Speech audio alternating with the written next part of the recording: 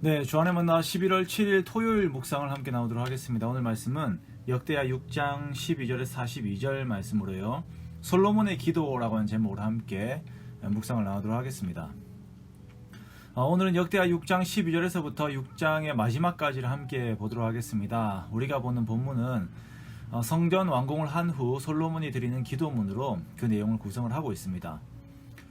솔로몬은 노스로 만든 대를 만들어서 놓았습니다. 그리고 그 위에 올라가 모든 회중이 보는 앞에서 무릎을 꿇고 하나님 앞에 기도를 드립니다. 한 나라의 왕이 자신이 주인이 아닌, 그렇다고 백성들이 주인이 아닌 하나님께서 자신들을 통치하시는 주인이시자 참된 왕임을 고백하며 이렇게 무릎을 꿇고 백성들과 함께 하나님 앞에 나아가는 것은 우리가 되새겨 보아야 하는 모습입니다. 우리들의 교회가, 우리들의 가정이, 우리들의 직장이, 그리고 내가 속한 모든 영역이 이러한 모습이 되어야 합니다. 가정을 일례로 들었을 때에 내가 주인이 아닌, 그렇다고 아이들이 주인이 아닌 하나님이 주인이 되는 공동체가 되어야 합니다. 모든 공동체의 성격이 이렇습니다. 솔로몬은 그 자리에서 하나님을 높이고 찬양합니다. 그리고 솔로몬만 했던 표현, 하늘과 하늘들의 하늘이라도 주를 용납하지 못합니다 라고 하는 고백을 하죠. 자신의 노력으로 성전을 지었지만 하나님을 그곳에 모시기에는 턱없이 부족합니다. 하나님의 영광은 사람이 지은 성전 안에 거하기에는 너무나도 큰 가치입니다.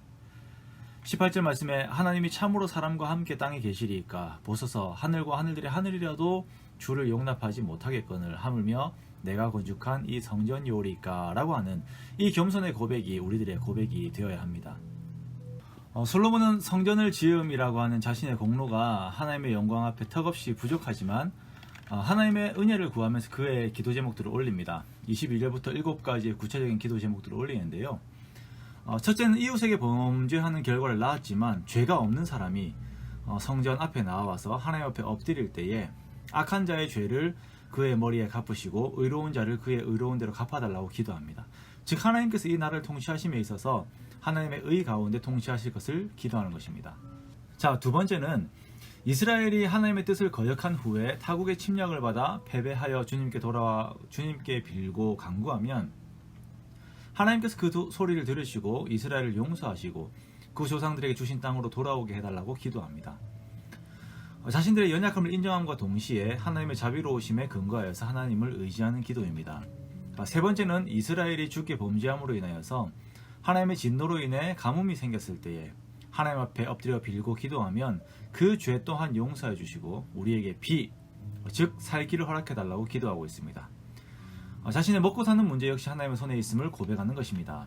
네 번째는 기근이나 전염병이나 곡식을 망하게 하는 곤충들이 와서 자신들의 삶을 위협할 때에, 그리고 적극의 위험과 재앙이나 질병들이 있어서 자신들의 삶을 흔들려고 할 때에 하나님 앞에 엎드리면 모든 사람의 마음을 아시는 하나님께서 그 행위대로 갚으시리라 라고 이렇게 기도합니다.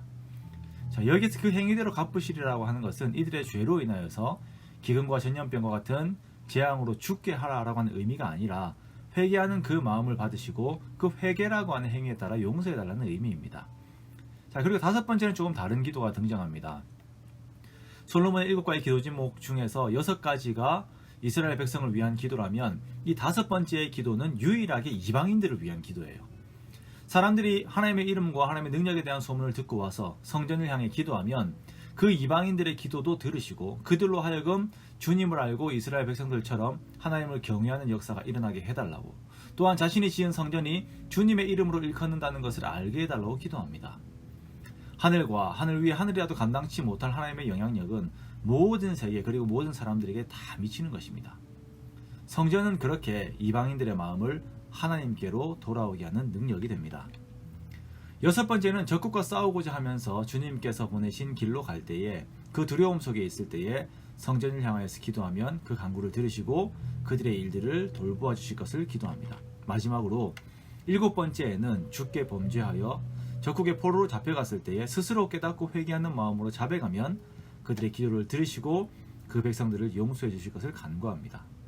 이상 7가지 기도 제목을 보면 그 공통점은 기도라고 하는 태도와 성전이라고 하는 방향을 볼 수가 있습니다. 성전은 하나님의 임재를 상징하지요. 하나님의 임재 앞에서 우리가 할 수 있는 것은 기도입니다.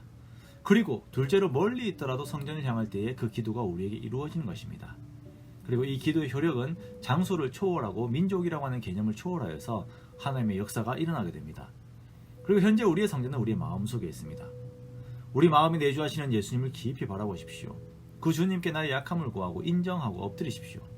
그리고 하나님의 선하신 역사를 기다리십시오. 이것이 하나님께서 그 백성들에게 주신 축복입니다.